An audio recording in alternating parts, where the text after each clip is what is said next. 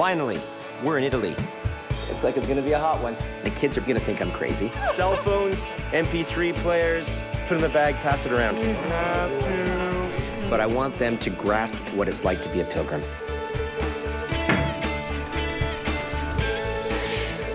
Be silent. Fuck! Okay, guys, we're getting out here.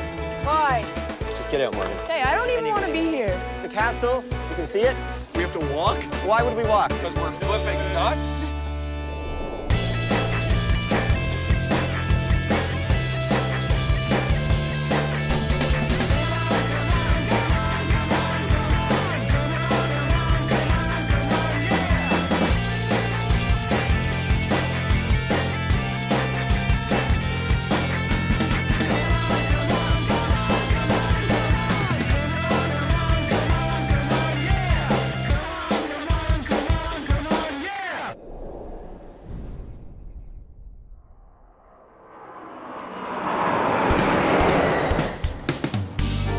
So we made it.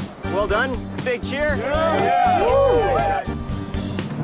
After many months of teamwork, stress, and cooking, the Culinary Club is officially en route to Tuscany for our slow food pilgrimage.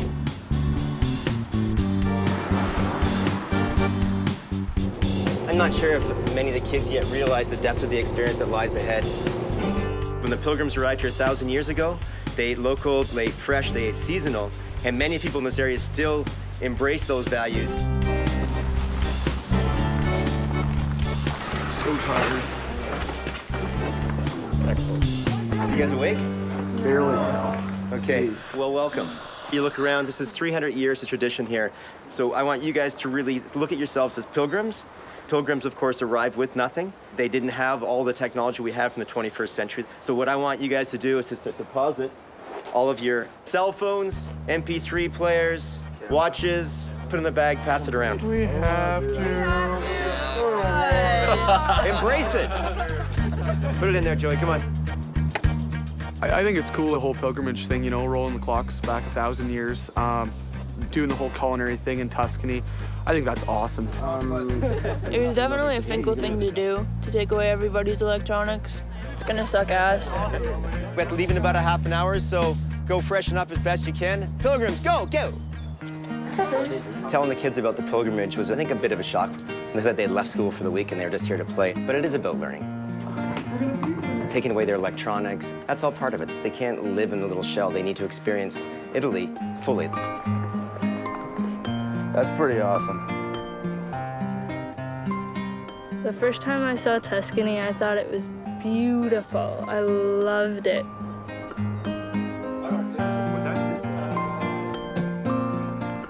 We are off now to Castello di Pontentino, and it's a 1,000-year-old castle.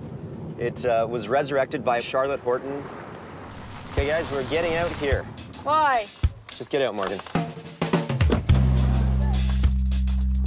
Okay, you guys all here? Barely.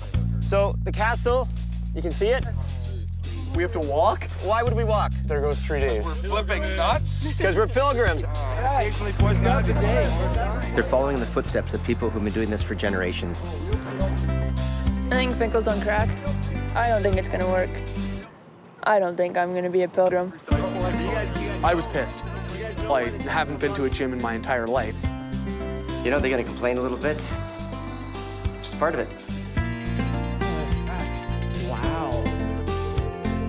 So we trip our way up to the castle, and Charlotte is waiting for us. Very imposing woman. Charlotte. Hi. Charlotte. Hi. Anyway, this is it. This is the castle. So, I think we better get to it, eh?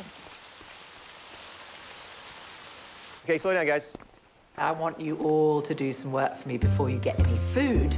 We don't get fed unless we work. Ugo will come, and they're going to start cooking, so we'll help them get the meal together. So the pressure's really going to be on. I've picked 4 of them out to go in the kitchen and work with the chef. Hugo owns a high-end restaurant. He has very demanding standards, and to top it all off, he doesn't speak a word of English. Ci vuole molto cuore per fare la cucina, non ci vuole le ricette. He's saying that in cooking, he doesn't use measurements. He says it's got to be measured with the heart. I've set this up because I want the kids to challenge themselves. And if any of them impress Hugo, there's always a chance they can get a job. Naturalmente le dosi nella cucina vanno fatte sempre a occhio. Okay, guys, I'm afraid I'm going to leave you now. Can you just tell Hugo that Ben's going to be translating for us? Why are you doing this to me? Okay. Ben farà traduzione perché parla benissimo l'italiano.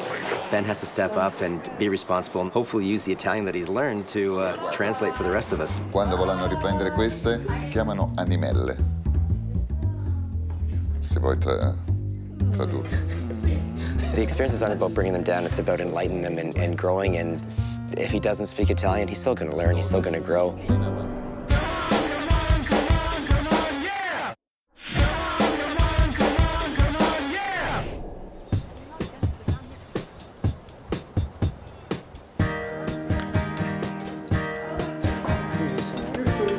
From what I can tell at this point, we're starting off with bruschetta, and then we're having the chestnut polenta. That's going to be served with the glands of the pig neck.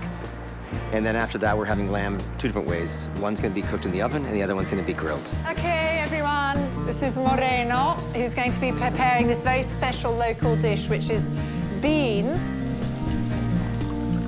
in the fire. Più forte.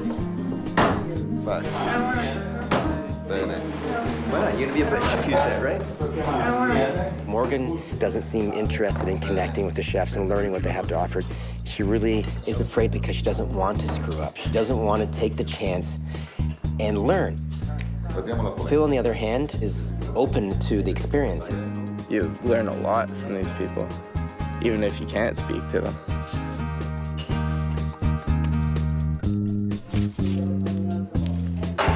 How do you say how may I help? Chi lavoro? Chi lavoro? I just keep watching this? They communicated using their hands, faces, whatever they could use to break the barrier down. Are we putting this on top of that? Goes into that? Yes. Okay. I felt that we had our own language. You know, it wasn't English, it wasn't Italian. It was like a brotherhood of chefs.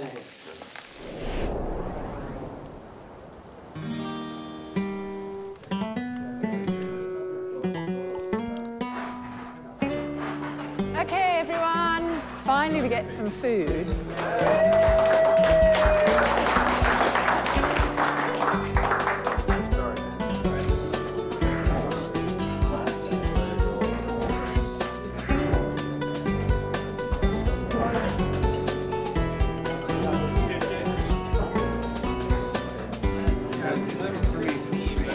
This food is probably better than any food I've ever had in any restaurant. The taste is amazing. Phil, you two have really understood with your hearts and your eyes what cooking is really about. Ben did well. Ben showed his concentration. You know, I think he should be happy with what he did today. Am I allowed to give you a hug? Am I allowed to give a hug? It actually really touched me. Like, I'm going to remember what they taught me, and I'm going to use it in the future. Quest'estate sto venendo a lavoro da me. If you want to come and work for him this summer, he's waiting for you. I would love Tutte e due? I guess the main highlight of the day was that Phil was offered a stage. Will Phil take it? It's so early in the trip, and he's pretty committed to Morgan. It might be tough for him to walk away from that. On behalf of the Culinary Club, I'd like to thank Charlotte for having us come here. Of course. Thank you. Looking at the meal, everything was local, everything was fresh, and it really fits what I want the kids to learn. As for Morgan, I don't know what I'm going to do with her, but I'm going to have to think of something.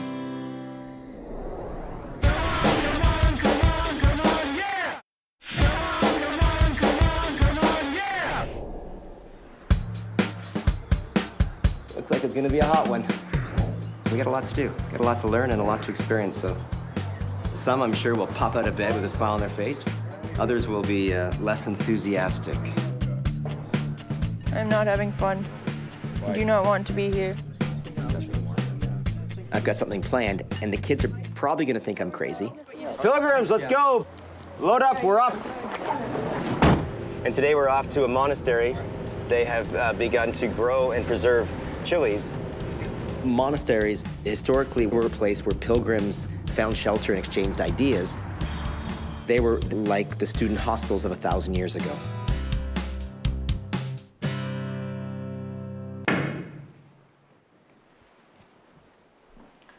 Dalla regola di San Benedetto, capitolo 53. Come debbano essere accolti gli ospiti.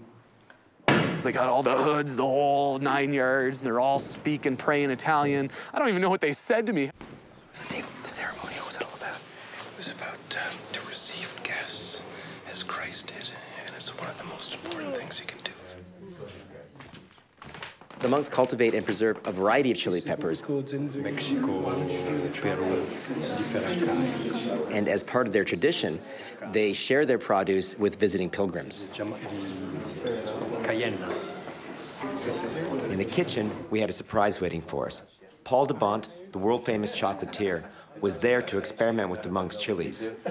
So today, we only have 25 minutes, because at 11:30, we all are going to have to be silent. Because the monks observe an hour of silence. I don't know if any of you guys can handle that or not, but we'll try. We're going to do a very simple chocolate mousse that is made of just cream and chocolate. The chocolate is single variety. There are lots of varieties of cocoa, all beans with different tastes. It's like wine. The cream is hot, so I will melt the chocolate and then mix it with whipped cream. Now, I want somebody to whip the cream for me. That is... Morgan, right that way. It just bugs me when he does that. You know, he tries to guilt trip you into doing something. Okay, I'm tired, Laura, it's your turn. That was it? What's up with that? It's a big loss for her. The opportunity is here to develop skills, but she doesn't want to step forward. Look at him go. There you go. Perfect.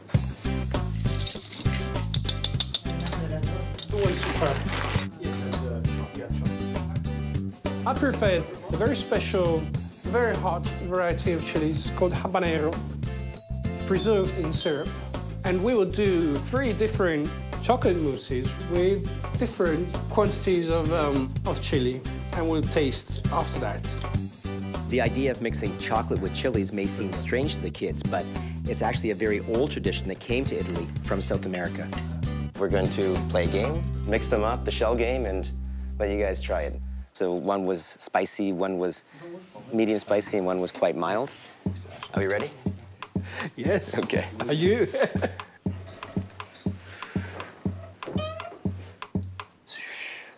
Be silent. But in Italy, so it was shh, blah, blah, blah. Go ahead.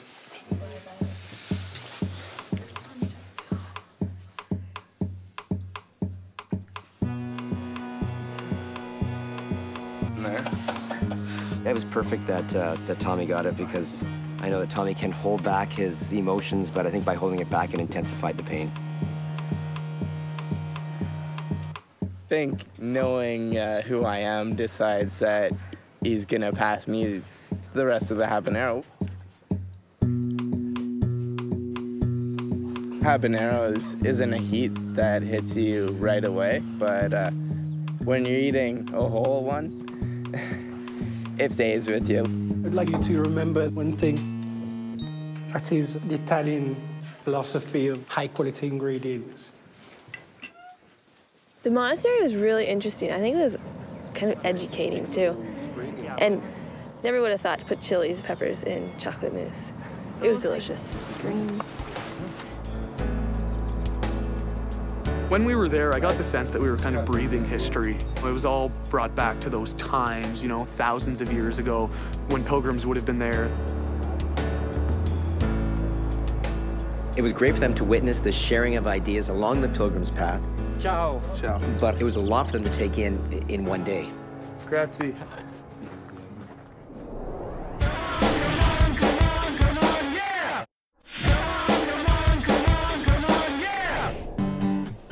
Big day for Andrew. His pen pal girlfriend turned up. He said that his biggest stress is going to be the day that he meets her. Hey, Andrew. I want you to meet Julia. Hi, Julia. Hi. Come on down. Relax. Chit-chat. I'll leave you. Okay.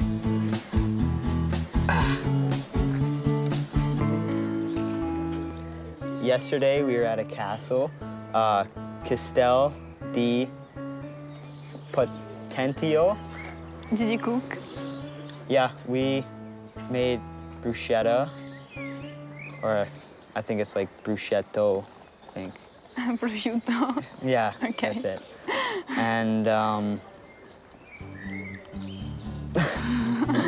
I'm just so glad I met her finally. And this is unbelievable how I actually contacted somebody that was on the other side of the world.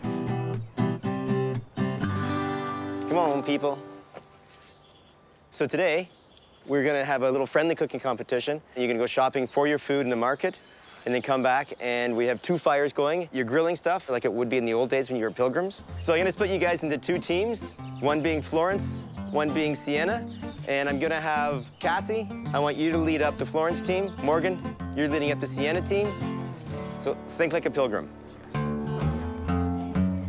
I chose Cassie to be the leader because it's an opportunity for her to get some self-confidence. We gotta hurry up. That's quarter to. I knew that Cassie was gonna have her work cut out for her. Reese is older, he has a lot more experience in the kitchen, and he's very strong-willed. You guys bought fish using the rules, right? What are the rules? Well, it's just, no, you gotta look at everything. It's acceptable, I suppose. I chose Morgan because I needed Morgan to become alive, to become part of the experience in Italy. This is the most disgusting. It's not fresh if you can smell it that far away. You got somebody on your team that wants to cook fish, who can be a part of the whole thing and prepare. But Hey, I is don't there even any want to winning be ways? here. Of each of them. Morgan thought the whole pilgrimage idea was stupid, Tortellini. Questi. and what she really needs to do is to open her mind up. Unpack your stuff from the table. Shopping, we didn't really have a plan. We just grabbed a whole bunch of stuff that we'd already seen and figured in the end we'll just pull something out of our ass. I need to take a little bit. Well, we had our whole menu figured out, our apps, our main, and our dessert. They had stuff there that they were doing to order. No, I'm serious. no, they had stuff. I've got one more little surprise up my sleeve. So for the competition, you're using their product and you're using theirs. So switch kitchens. Don't use a lot of my vinegar. I will hurt you all. It's kind of sad for the Cassie team, but it's going to be neat to see them get fired up again and recreate what they have to make with I think, the minimal products that were purchased by the Sienna team. We had to work with pretty much pasta in a bag. There's not even any sauce for the pasta. In the reality of being a pilgrim, you cook with what you have. The great thing is, Morgan hates fish. Let's plan out our courses. Disgusting. Slice a lemon, really, really small, like thin little slices, and we're gonna put it in the fish and on top of the fish. The competing thing kind of got me going. Instead of just having somebody tell me what I'm doing, I could tell other people what they're doing, and I could decide what I was doing. Yeah. Hey, Morgan, do you think the fish was burning? No, it's fine. What really surprised me about the day was how smoothly Morgan's team functioned and how rough going it was for Cassie's. What are you gonna do? I know, Fry I them? know. Bake them?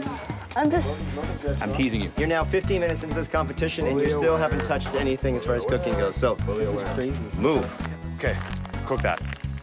Reese all of a sudden thought he was in control. If that's how you want to cook them, put them on the skewer to cook them, but take them off though. Trying to take power over him was really hard because he thinks he's so much better than I am. The pasta on yet? Yes, it is. And they're all floating. They're almost overdone. Okay, guys, by looking at the sun, I figure you guys have about 5 minutes left. Make it look good. Make it look good. Don't roll. Make it look good. I am. Okay, that's it. Gianluca. I think this combination of peaches and prosciutto, I think that works. It does work. Any decent restaurant would be a scene to present to anyone factory-made tortellini. Okay.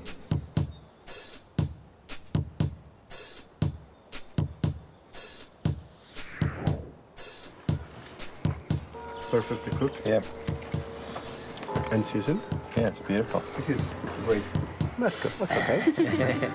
So what we did is we divided this into 2 different categories. So when we looked at the flavors overall, Sienna slightly beat out Florence on this one.